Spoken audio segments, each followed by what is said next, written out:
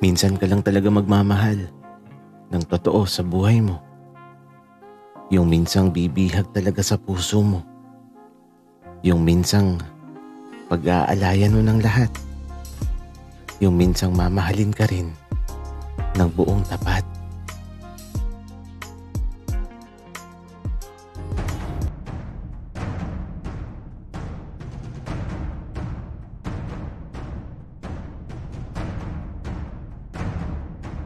Kaibigan, huwag mong kalimutan mag-subscribe sa aming channel at huwag din kalimutan i-click ang notification bell at subscribe button. Subscribe na!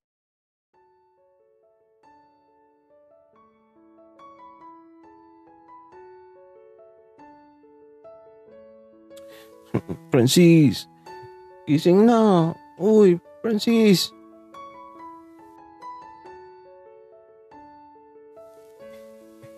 Eddie. Oo na, gigising na ako. Ayan, buti na lang. Gising ka na. Alam mo, hindi na ako makapaghintay ng liwanag.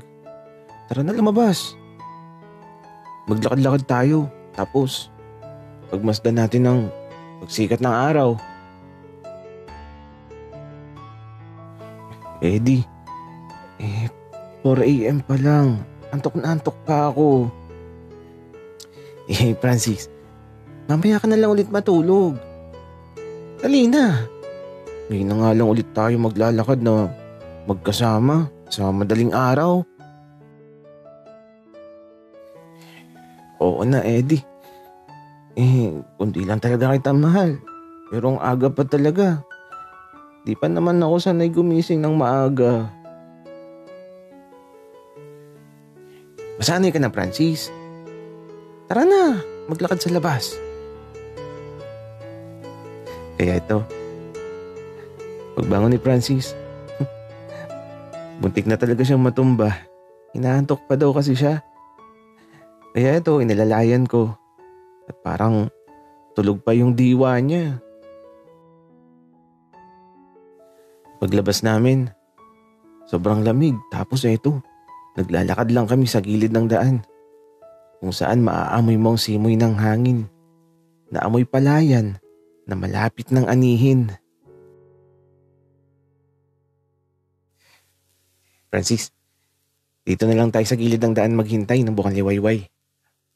Kasi alam mo, sabi nila, kapag bukang liwayway, masarap makasama yung taong mahal mo. Eddie, gaano ba ako kamahal? Ewan ko, Francis. Di ko masukat yung pagmamahal ko sa iyo eh. Kasi sobrang mahal na mahal kita. As in, sobra-sobra. Di alam mo, ako din, hindi ko din alam kung gaano ba kita kamahal. Basta yung pagmamahal ko sa'yo ay walang hanggan. Francis, alam mo, hanggang sa dulo ng walang hanggan, hanggang matapos ang kailan pa man, magiging masaya lang tayo at alam kong wala nang makapaghihiwalay sa atin. Di alam mo, naalala ko pa noon, unang nakita pa lang kita, tumibok na yung puso ko. At naramdaman kong magiging masaya ako. Talaga ba, Francis? Napaka-arte mo nga nung nakilala kita. Ganun talaga, Eddie. Alam ka namang magpaka-easy to get ako. Kasi sabi ni Mama, kapag madaling nakuha, madali ding mawawala. Ganun ba, Francis? Kaya pala, 10 taon nang hinintay ko bago mo isuko ang bataan. Ganun talaga, Eddie. Pero alam mo, ikaw lang yung minahal ko ng ganito. Yung hindi ko maipaliwanag. Basta, mahal kita kahit ano ka pa. Talaga ba, Francis? Baka mamaya, mahal mo lang ako kasi sobrang laki ng ari-arian ko. Eddie, ano ka ba? Pero kasama na din yung ari-arian mo sa minahal ko. Ang laki. Kaya ito, nagkatawan na lang kami ni Francis. Isang masayang umaga, kasabay ng bukang liwayway, na tila ba isang panibagong umaga na punong-puno ng pag-asa. At alam kong wala nang makakapigil sa pagmamahalang itinakda para sa isa't isa.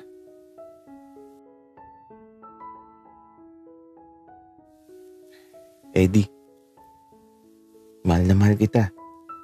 Hanggang sa huling sandali ko, ikaw lang yung mamahalin ko.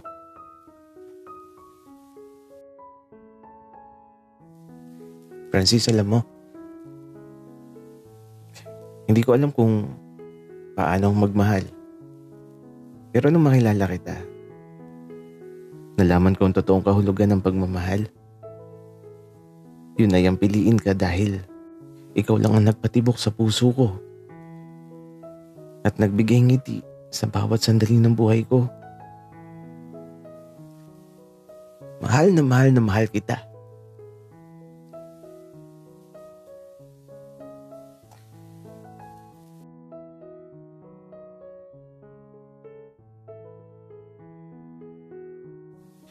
Papa Eddie, may sasabihin ako.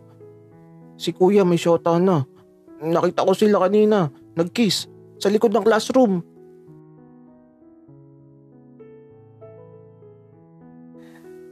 Matapos magsumbong ng isa sa 4 naming anak ni Francis. Eto, dumating na ang kuya niya at aba, nagkagulo na. Nag-away na ang magkapatid. Diyos ko, ganito pala kapag madaming anak. Tapos puro lalaki. Laging may nag-aaway. Francis, ang mga anak natin, nag-aaway. Eddie, okay lang yan. Ano ka ba? Away bata lang yan. Sanay ako sa ganyan kasi sina kuya dati, ganyan din. Laging nagsusuntukan. Tapos ako yung taga-sumbong kay papa at mama. Bunso ako eh. Yun ang ganap ko. Papa Eddie, hindi yun totoo. Papa Eddie, totoo po yun. Nakita ko, nag-kiss sila. Wika naman ng bunso. Bunso, teka nga, sino ba yung nakita mo? Papa Eddie, si kuya po nakita ko at yung lagi niyang kasama dito kapag Sabado. Yung lagi may dalang turon. Ah, si Benedict. At eto, nag-away na naman ang bunso at panganay. Ayun, naghabulan na sa palayan. 13 years old na kasi yung panganay. Yung bunso naman, 9 years old. At yung kambal, 11 years old na mahilig namang gumala. Hindi ko alam kung nasaan ang kambal. Laya sila eh. Sila ang 4 na anak namin, puro lalaki na pinalaki namin sa buhay na simple at hinayaan lang namin na gawin nila ang gusto nila. At sa tuwing sasapit ang hapon, ay nako, laging may pinapalo kasi ang kukulit. Pero magkakatabi matulog ang 4 na yan. Ayaw nila nang magkakahiwalay. Eddie, magdagdag pa tayo ng anak. Gusto ko may babae. Francis, seryoso ba? Baka mamaya lalaki na naman ang maging anak natin. Eddie, babae na yun. Sigurado ako. Okay, sige. Wika ako naman. Kaya ito, kailangan na ulit naming mangibang bansa kung saan pwede kaming magkaanak. Si tate at nanay muna ang bahala sa mga bata. Kami naman ni Francis, aalis muna. At pagbalik namin, may baby na ulit kaming bitbit.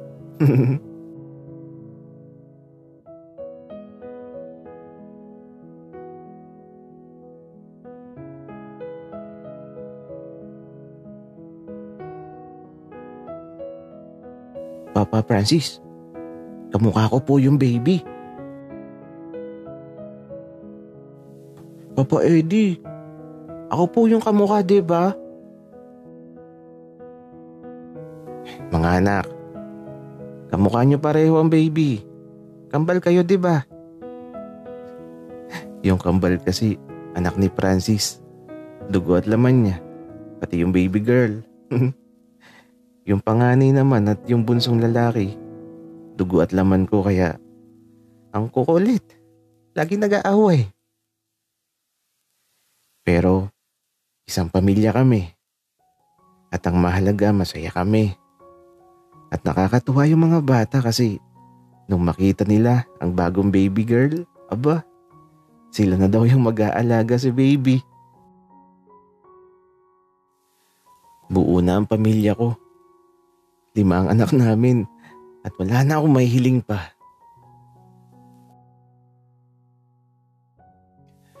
Eddie, oras na siguro para magpaalam tayo. Tama ka, Francis. Magpapaalam na tayo. Dahil sa bawat katapusan, may panibagong kwento ang magbubukas. Walang perpektong pagmamahal. Subalit ang bawat kakulangan na iyong nararamdaman ay mapupunan lamang kung ang puso mo ay nagmamahal ng lubusan. Mahirap magtiwala, subalit kailangan mong sumugal at ibigay ng buo ang pagmamahal mo sa taong pinili ng puso mo. At kapag nahanap mo na ang magpapasaya sa'yo, huwag mong hayaan na mawalay siya sa piling mo. At huwag kang mag-alinlangan na ibigay ng buo ang puso mo.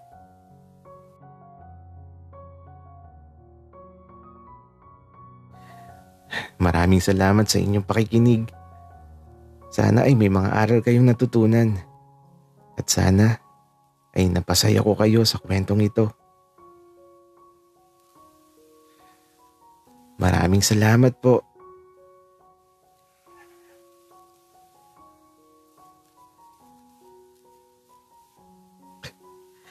Isang kwento na naman ang natapos. Wala ka bang pamerienda dyan? Pa-Gcash na lang po dito sa number na to.